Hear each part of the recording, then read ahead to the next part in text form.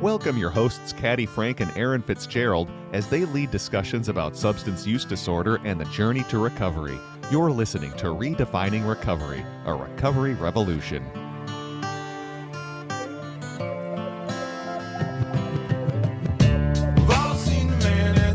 Well, hello. Welcome to Redefining Recovery, a recovery revolution.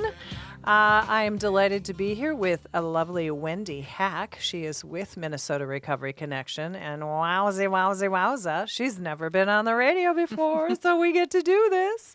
Say hi to the folks, Wendy. Hello, I'm so excited to be here. Woo! So excited.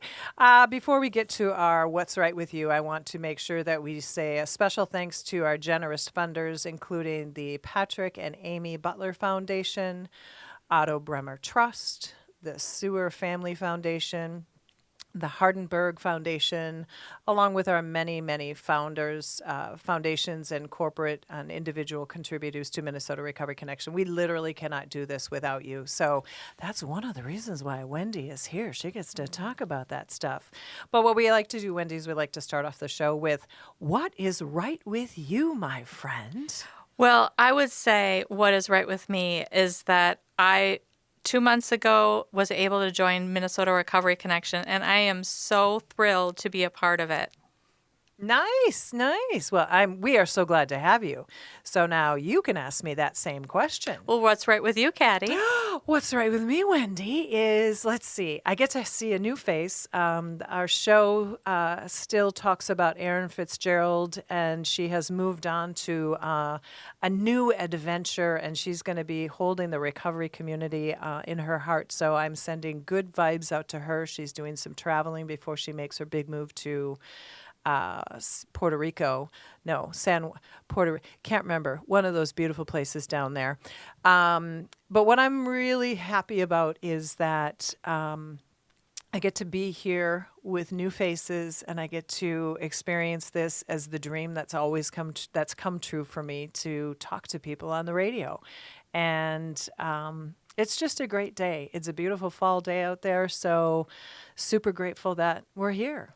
So Wendy, tell us a little bit about who you are and maybe where you've come from, because Wendy got brought to Minnesota Recovery Connection because she's got a special skill set that is really important to the recovery community, as well as Minnesota Recovery Connection, as well as all nonprofit organizations. So give us a little snapshot of who Wendy is.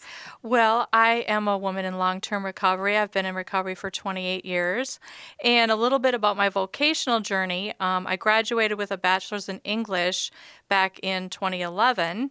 And the first thing I did is I completed writing a book shortly afterwards about my story, which I'll share a small part of next. But the book is called Broken into One Piece. That's Peace. And it's still available for purchase at outskirtspress.com. Love, we have to do a little self-promotion there. Love that. And it's written under the pen name of Susanna Qua. That's Qa. Wow. Yes. And from there, my life kind of took a left turn, and I ended up homeschooling my kids for a few years. And glad I did that. They're both healthy adults today, and I'm very grateful. Nice. In 2016, I went back into the workforce, and I took a job as a managing editor at AVA, where we produced magazines for treatment centers, and we turned out over 75 magazines in the year that I was there. Let me ask you a question. What's AVA? Yes. It's AVA. So AVA is AVA. Okay. Yes. No problem. Thank you. Yep. And I was the editor of so many different informative articles about recovery, and I absolutely loved it. From there, I went on to be the editor for a recovery website now inactive called The Influence, which had over 1 million hits in 2016 alone. What kind of stuff did the influencer talk about? Well, we wrote articles, just basically recovery news, and I'll just give you an example. One that really stuck with me, I wrote an article called Russia's Biggest Problem Isn't Putin. And it talked about the horrible circumstances of people trying to recover. Between folks aged 15 to 55, over 50% of deaths are alcohol related. Yeah, there's a huge problem in Russia Is with yes, alcohol. We know that. absolutely. We hear about that. Yes, it's Yeah. compared to 4% in the rest of the world. That's Wow. how big the problem is. Wow, that's aw- horrendous and Exactly. And the heartbreaking. treatment there is even worse.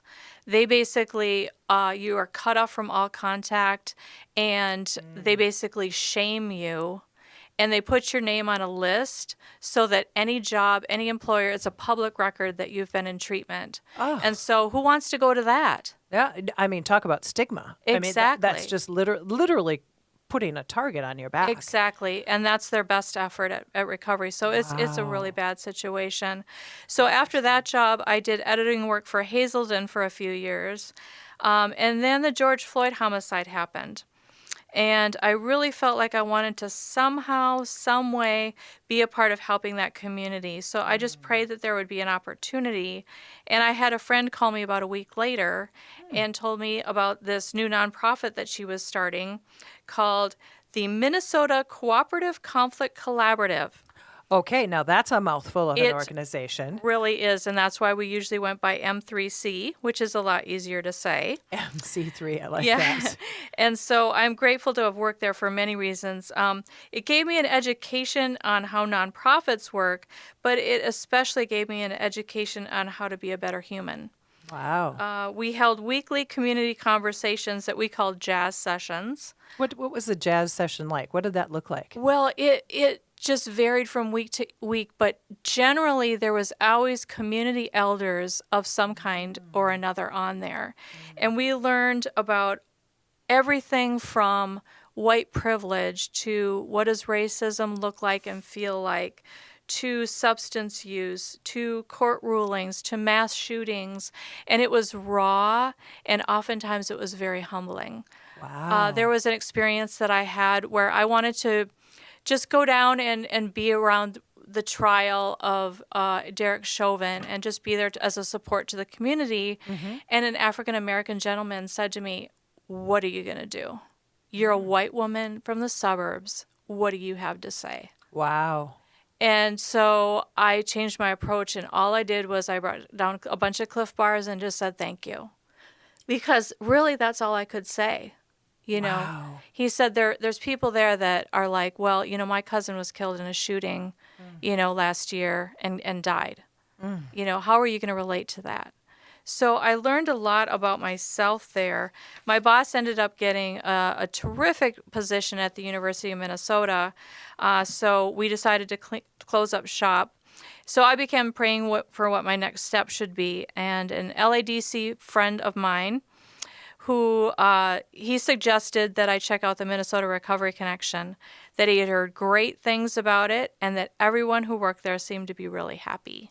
Well, I wonder how that all turned out, because here you are as a person at our Yes. organization.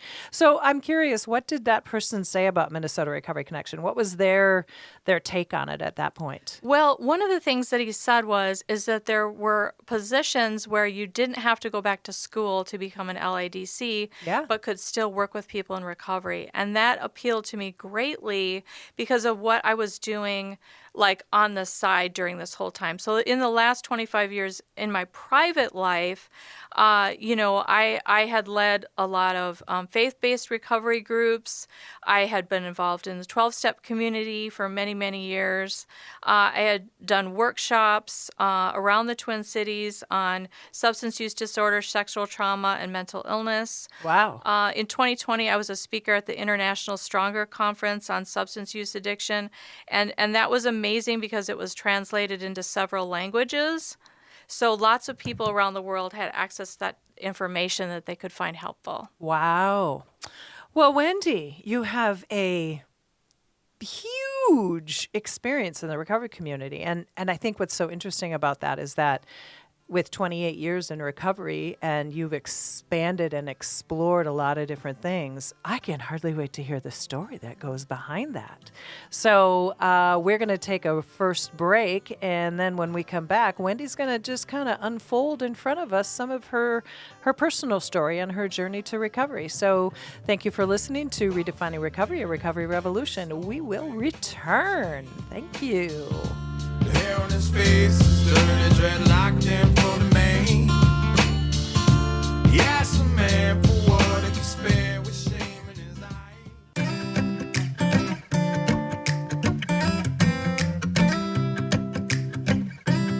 Welcome back to Redefining Recovery, a Recovery Revolution. I have Wendy Hack here. She is our new certified peer recovery specialist who took our class and had a wild awakening of what recovery can look like, as well as an extraordinarily talented woman in many different industries of the recovery community, the community in general, her faith community. So there was just this amazing amount of information that you shared in the beginning.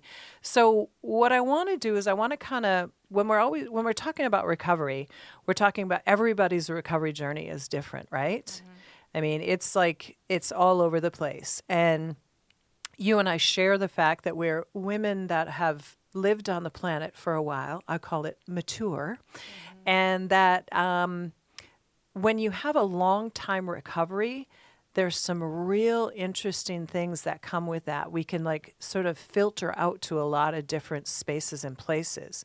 And there's people out there who are in their early recovery that are like, how do I filter out into some of these spaces and places? Because when we're locked in our addiction and we're coming out of that sort of that brain space, it's like, who am I? How do I move forward? So I want you to just take a breath and tell us a little bit about maybe what your journey was. Where are some of the places? And you mentioned something to me privately about how you kind of pieced your recovery journey together. So let's start there. How did that look? Well, I really look at my recovery journey kind of like the life cycle of a butterfly. Ooh. And that I started off as a worm. And I then went into a cocoon that was very self-protective. And then there was something that cracked open the cocoon, and then there was a lot of struggle. And I emerged a butterfly. What an analogy. I love it. I love that analogy because that's the way that I feel. That's the way I feel in recovery now, is I feel free, I feel beautiful, I feel loved. And I'm just excited to share my journey. I grew up in a family where alcohol was readily available. Yep. And I come from a long line of heavy drinkers. But my dive into abuse of alcohol really happened when I was 16. I worked at a Burger King for my first job. Hey. And I naively, there was a cute guy coming through the drive-thru, and I thought, I'm going to put my phone number in his bag of food. Oh, you sassy girl, I know. And so he called me that night, and lo and behold, he sexually assaulted me. Oh, darling. And I was too ashamed to tell anybody because I thought it was all my fault. Oh. And I just really dove into drugs and to alcohol. By the time I was a senior in high school, I was sometimes getting high 4 times a day. So it was pretty dire. I had a really bad relationship with my parents. When I went to college, I specifically chose a college because I knew it was a party school. Okay, so you wanted to kind of sustain what you knew how to survive, right? Absolutely. Those skills of survival around an event, a trauma, I think is such a common theme with people because I know how to take care of myself, even though what we're doing is sometimes maybe the worst thing we could do. Mm-hmm. But I talk a lot about how you knew how to have that friend that would never let you down, which was, in your case, alcohol, and mine as well. Absolutely. When I was on spring break that first year in college, I didn't have to work one night, so I went into a liquor store and I bought a quart of schnapps, and I went to a movie.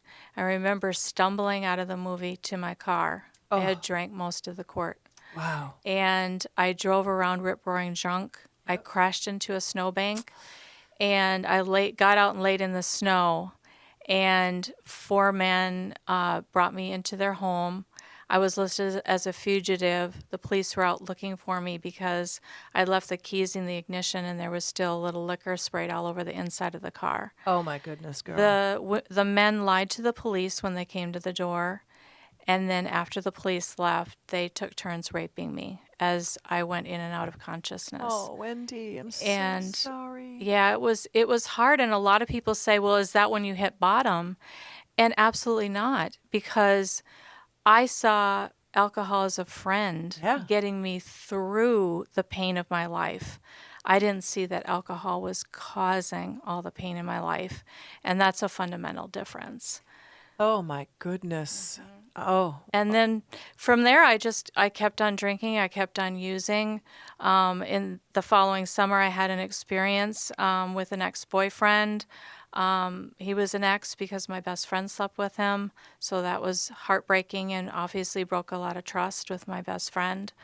And I want to just take a step back a little bit, because at the age, what age were you upon all of this traumatic experience? Like, where were you? I was 19. So at 19, you had these absolutely horrendous traumatic events happen.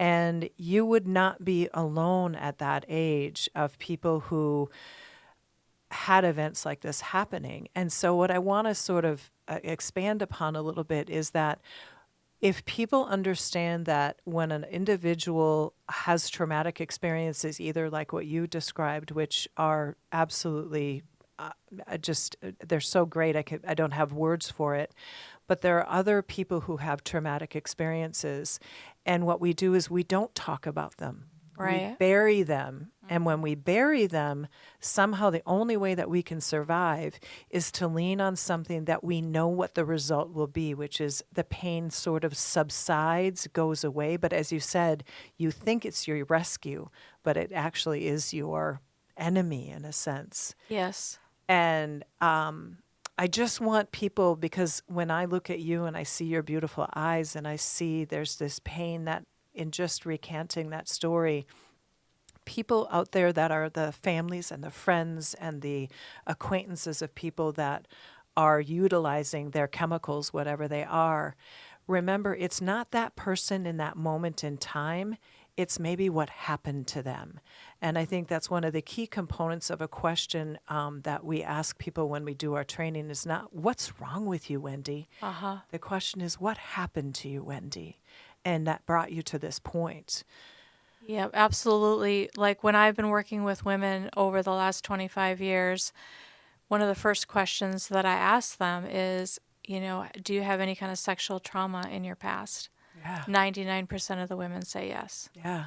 And the other issue is mental health, and how that's affected your mental health, Yeah. which I had those issues as well. I would imagine you also find women who have the sexual trauma component, but they also have abuse, and it might not necessarily be sexual abuse. It could be verbal abuse. It could Yep. be emotional abuse. It could be all those other things. Right.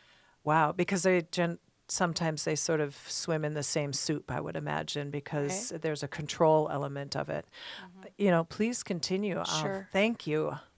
Yeah. So my journey took some twists and turns when it came to spiritual aspects of my life. I actually got very dark after, the group rape. I actually felt like if I did evil things, that the devil would kind of work things out for me. That is how dark it got. Interesting. And I ended up moving into this home, 707 7th Avenue South, room number 7. Okay. Wow. Yes. A lot of sevens Okay. going on there. Yes. And I am not going to dive into that because it's a rabbit hole that would take us longer than we have today. But needless to say, what came out of that is I met somebody from Campus Crusade for Christ, and I had an aha moment. And my aha moment was, well, if the devil is really real, then maybe God is really real too. Ooh, And twist in that one. Yes. So I started reading the Bible. I started going to a church, but I didn't really change my lifestyle too much. I still was using. And it would kind of be like if I had a boyfriend, I was using, I was drinking. If we had broken up and I was on my own, I would do some church shopping. And this kept happening until I started dating this guy who was an atheist. And We would do cocaine, we were smoking pot, we were drinking almost every night. But I tried to convince him of the existence of God. And he said, well, maybe I'd believe you if you were living the Bible. Ooh, Yes. there we That go. was an aha moment for me. From an atheist asking you that question. Wow. Absolutely. Isn't it interesting how the mind works? Absolutely. Wow. And so then he broke up with me. He said, you're an alcoholic. You'll never change.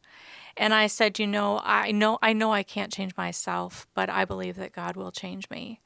And so I moved into a little studio apartment in downtown Minneapolis, and I was either going to find God or drink myself to death. And I was getting blackout drunk to do my laundry. Oh, do we have something in common there? Yes, I was a blackout drunk as well. I want to take one step back. You said that you church shopped. And I would have to honestly say, in my years of using alcohol, I bar shopped because I had to keep moving around to different bars because I didn't want to kind of be identified. And isn't it interesting? Our survival mechanisms are so unique.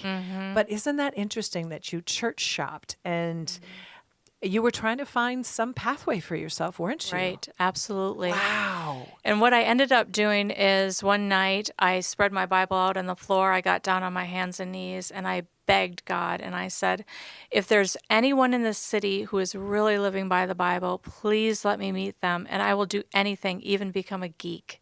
Because I thought all Christians were geeks and they didn't have any fun. I think of geek and I think of like computer geeks, but you know what? Okay, Right. that Nerdy. works. Yeah, Nerdy. Got it. And about a week later, I was sitting around a lake getting drunk by myself, and this man walked up to me and was doing a Christian survey, and I asked him, do you have any singles in your church? Because I knew I needed friends that were going to want to do the same thing. Yeah. And he said, oh, yeah, a couple hundred. And I'm like, oh, can I come? Well, I wrote down the address. And I went that Sunday, and I tell you, it was just absolutely life-changing for me. People were talking and laughing and hugging. And then the sermon, one of the points was, if you are sick and tired of being sick and tired. And I was sobbing. And they asked if you wanted prayers at the end. So I went up to the front, and I was sobbing, and the minister said, I'll get my wife. And so we went over to a Pizza Hut across the street, and I poured out my life, and I said, this is what I'm doing. And they said, you know what, God can help you, and we will try and help you too. Wow. And so I studied the Bible every day that week. I got baptized the next Sunday. Wow, you just were on the speed course. I was, because I was like low-hanging fruit. You were ready to roll. I was. Wow. And for the first year, I did not drink at all. But my focus immediately went to food. Okay. Yeah. And You transferred. Twisted all of our that. addiction, yeah.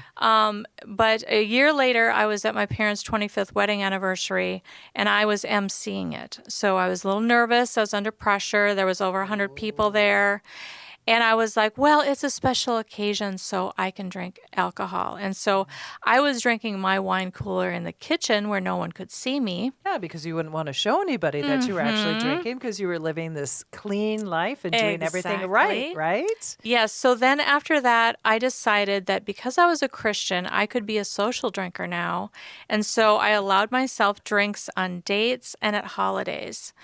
And when I would go out to a restaurant with someone, I would obsess in my head like, okay, I can have one drink every hour and then an after dinner coffee drink. That's normal. That's okay.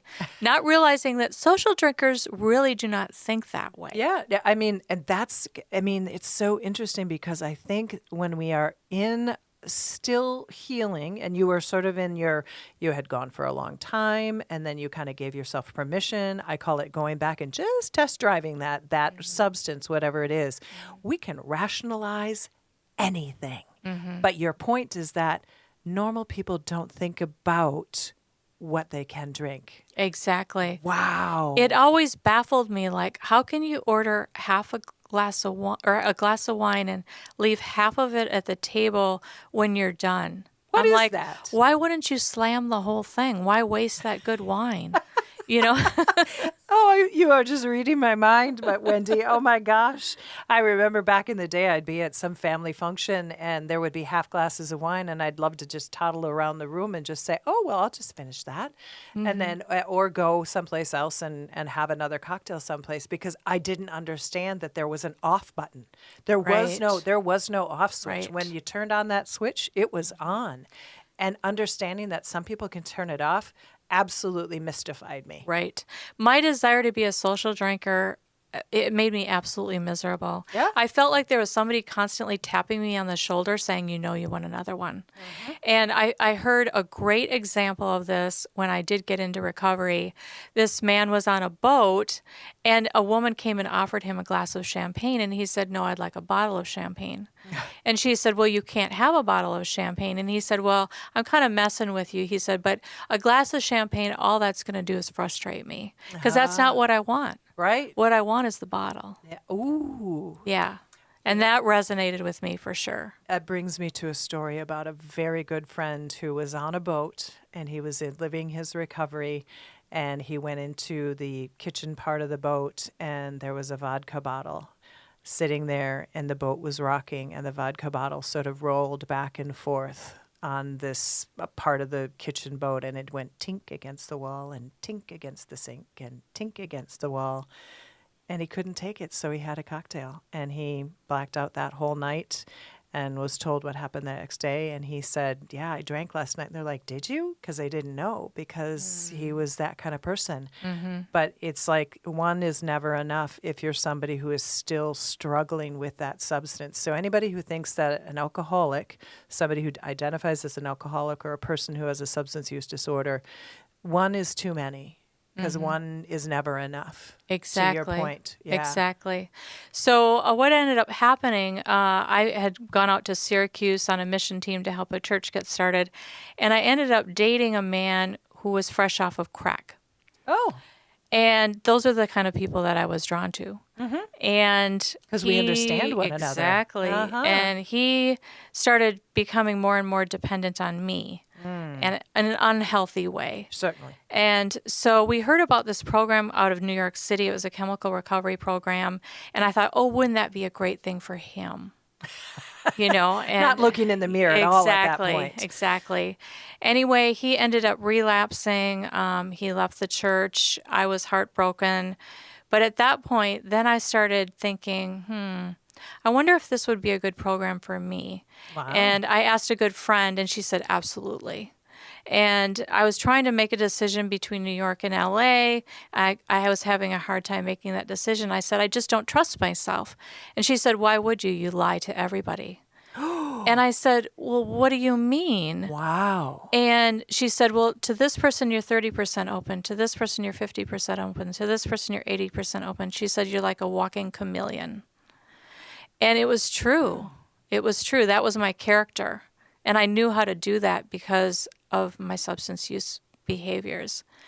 And so I moved down to New York City to participate in this program. And what they do is kind of a fourth step, and you write a journal. And you write this journal of every single time you remember using. What happened, like what were the consequences, and how you felt about those consequences from the first time that you used to the last time that you used. Yeah. So, yeah, interesting. Just want you to note something. That's, I don't know if I could do, what was that like? It was incredibly painful. Yeah. And the thing is, okay, so I try to describe addiction to social drinkers because sometimes they don't understand it. Yeah. Like God created things in a cause and effect kind of way. Like if I'm a young child and I put my hand on a hot stove and I burn myself, I learn I don't touch hot stoves because those burn me. Right. But somebody with a substance use issue, they go to the hot stove and they burn themselves, but they're also getting numb. And so they go back to the stove again and again, and they keep burning themselves. And a social drinker looks on and they say, just stop doing what you're doing. Look at how much it's hurting your life. But you see that as an essential coping mechanism. Absolutely. What a journal does is you slam your hand down on that hot stove until you say, do you feel the pain that all you're using is causing? is this what you really want to do? I read my journal to the group, and this woman looked across and she said to me, do you think you would have done any of those things had you been sober? Major aha moment. No kidding. I was like, no, I just thought I was kind of an idiot. Well, and I think a lot of times you use the word idiot. We, the collective me, I felt that I was sort of like everybody else because everybody else did stuff like this because I normalized the behavior even though I had to ask friends the next day. So last night was fun, wasn't it? Yeah, I think we went here and then what else did we do? Because we can't remember, but somehow we normalize that behavior. Or in your case, like I'm an idiot or whatever that is. Or I glamorized my use. Yeah. I made it funny. Yeah. Like, look at what I did. Wasn't that hilarious? Yeah, I'm and so things fun. that really aren't hilarious. No. And not when at you all. look at it in a sober point of view, it changes how you feel about your use. And that was essential to me because even now, it's like I get tempted. I get tempted, and still the devil is right there. And he says, oh, you could drink and no one would know. And I would say, I would know and God would know, and that's enough. And you know what? Drinking is going to make that feel better for about a minute, and then it's going to make everything worse. Well, whenever I've had that thought myself, it's like, I know there's a consequence coming down the line. I don't know what it is, but I've always said that if I were to pick up again, it would be jail or death. Yeah, pain. Pain. In any way. And or I would cause some sort of harm towards another human. And that's what stops me. It's so interesting that Right. you said that you were tempted. I was in a class last week, and for some reason last weekend, just a whisper of a thought came into my head about having some sort of alcohol or something. And I thought, where the heck did that come from? And it came and it went, but it did flirt around with my head for just a moment in time. And I just thought, this is something I say all the time, and that is, I have a lot of recovery time, but every day I have to work on this because it is literally how I live my life. Right. I literally put it in at a true priority above all, literally above all, because if I don't put it in that priority space, it could go sideways, Right. Yeah, I usually when I have a temptation like that, I go and talk to my husband, and he'll Nice. say, what's going on with you? Yeah. That you felt that way. Yeah. And that's really the key to me. I had heard before that the opposite of addiction is not sobriety. The opposite of addiction is connection. Human connection. Exactly, especially with people that can understand. Yeah. And so just that opportunity to talk about what's going on with me, that's really important because we all have emotional pain. It doesn't matter if you have a substance use issue or you don't. No. We all need that connection with people. And I think when we need that connection with people, and then there are times, regardless of what the issue is, there's an escape valve that we would love to hit. That we want to, I just don't want to feel this. I don't want to feel that pain. And for somebody who struggles with a substance use disorder or somebody who has mental health issues, sometimes that escape is so tempting.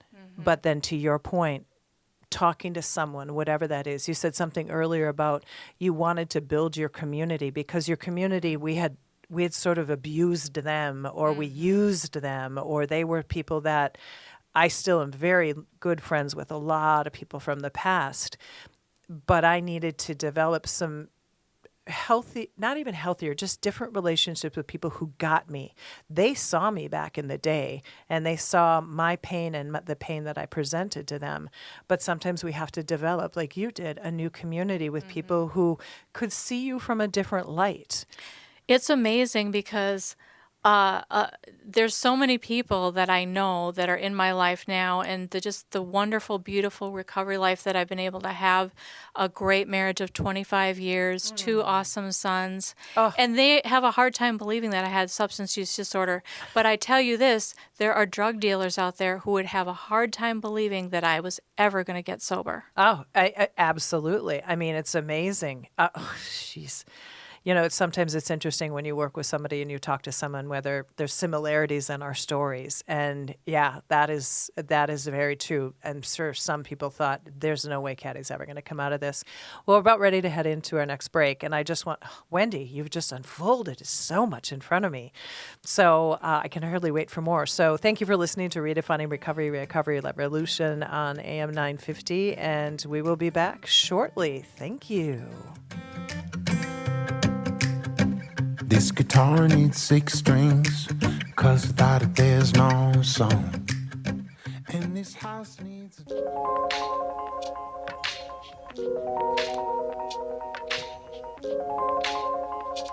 Welcome back. Welcome back. This was one of the bands that played at our Walk for Recovery this past September 21st at the state capitol, and we'll be doing it again next year, so stay tuned. I think it's September 13th, 2025.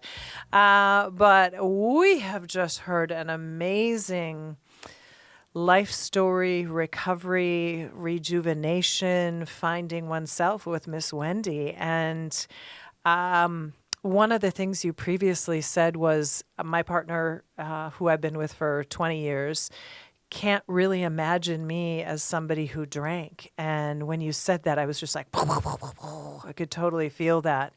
And then there's the people that couldn't imagine me finding my recovery either. And when we have that dynamic difference with the humans that we get in contact with, and I see it at work all the time, we see it with people, and like all of us are there. Most of us, 99% of us, are people that had this really big substance use disorder lifestyle. And that's what brought you into Minnesota Recovery Connection and taking the class. So I'd love to hear about sort of like what got you to us, which we know is sort of the training, but then what are you doing for us? And what is that meaning to you at this point? Well, the Recovery Coach Academy, I felt, was just amazing. I thought one of the great aspects of it was learning about motivational interviewing. And that is just about learning how to ask good, thought-provoking questions. Absolutely. And it's so useful in every aspect of your life.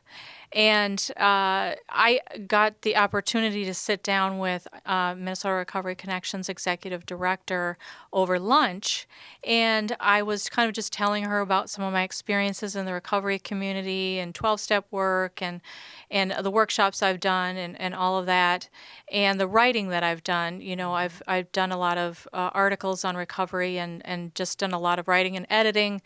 And she said to me, you know, we would really, I think, love to have you come on as a grant writer and also be involved in, you know, the peer recovery specialist work that you are interested in doing as well.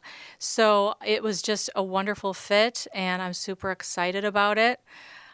We have some grants that we've already written for just some expansion of services, which there's just such a capability of doing that in the Twin Cities area. Yeah, well, there's so many communities that need help.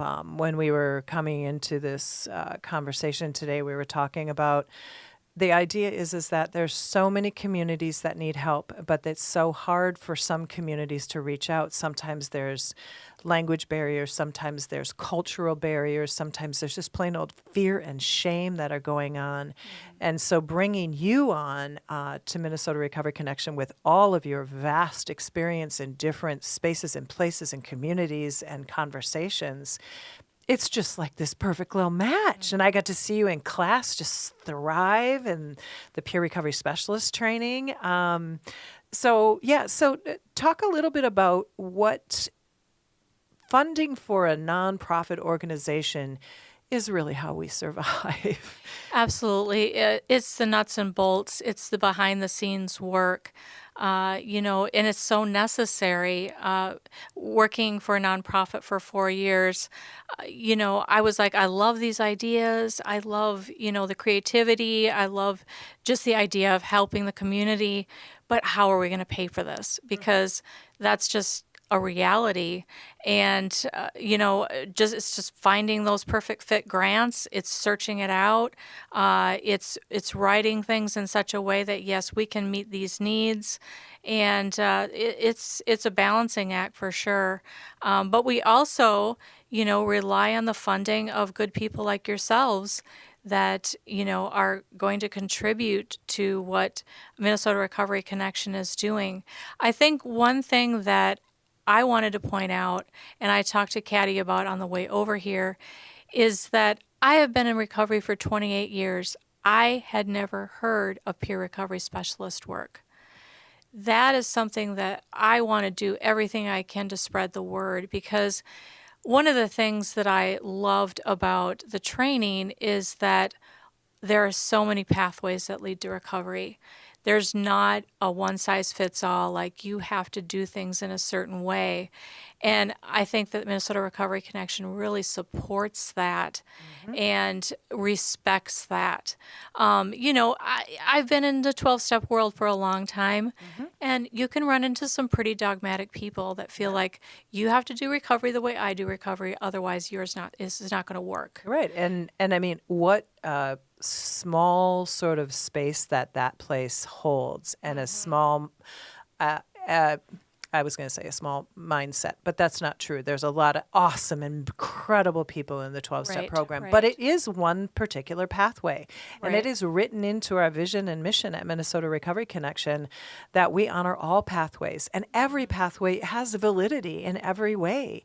And the idea is that when we can bring somebody in like Wendy, who has this vast experience in writing and editing and reaching out to communities and having really great experiences, bringing that networking, bringing that community together.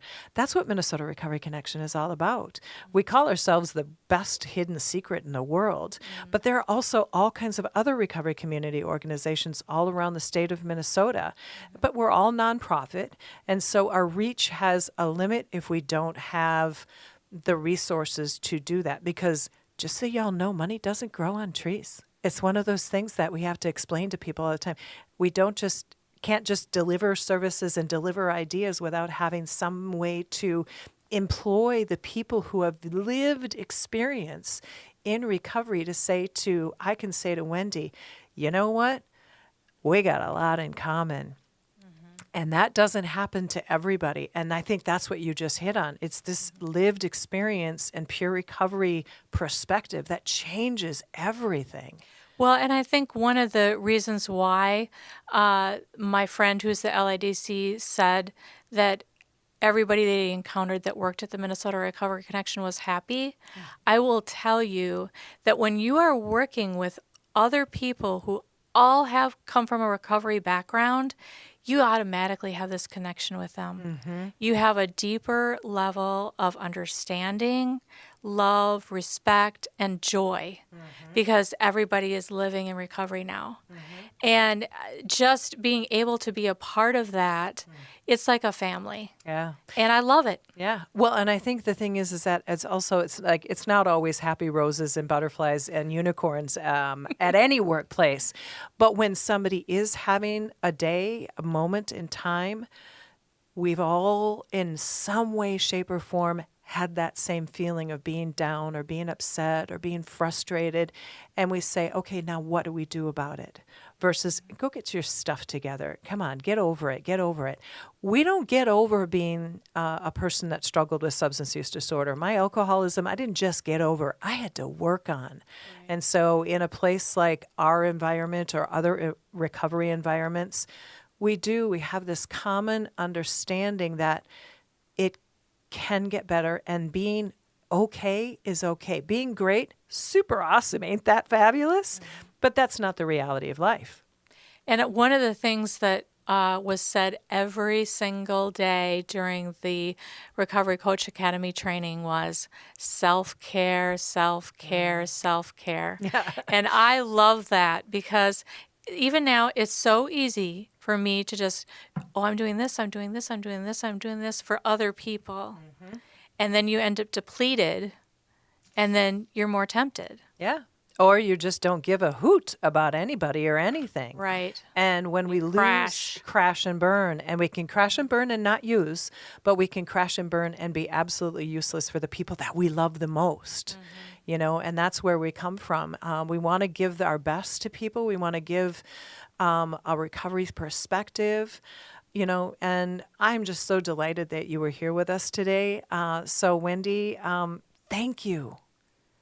Absolutely. I'm thrilled to be here. Yeah, it's Love it's just been a delightful conversation. So for all of you listening, thank you for listening. Remember that join us in supporting our mission that we just talked about in any way, shape, or form that you can. Become a donor, an annual donor, a one-time donor.